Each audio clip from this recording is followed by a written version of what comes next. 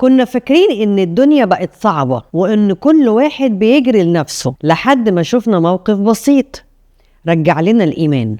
راجل معدي شاف أم واقفة محتارة قدام صيدلية، حاسب ومشي من غير ما يستنى شكر. هي رفعت ايديها تدعيله، وهو لأول مرة من فترة حس انه مبسوط، كأن الخير غسل قلبه. بنت بتحوش من مصروفها الصغير علشان تحط كيس أكل قدام باب حد محتاج، ولا حد يعرف إنها هي. في الليلة دي نامت مطمنة أكتر من أي يوم اشترت فيه حاجة لنفسها. شاب كان شايف الناس كلها مصالح، لحد ما وقع في أزمة ولقى حد واقف جنبه من غير مقابل. الموقف ده كسر جواه فكرة إن الخير انتهى. ساعتها فهمنا إن الخير مش فلوس وبس، الخير وقت، اهتمام، سؤال صادق، وإيد بتتمد في ظهر حد وهو واقع. لما شفنا الخير اتكسرت قسوة جوانا، بقينا أهدى، أرحم، وأقرب لفكرة إن ربنا بيسخر بعضنا لبعض. الخير مش بس بيغير يوم حد،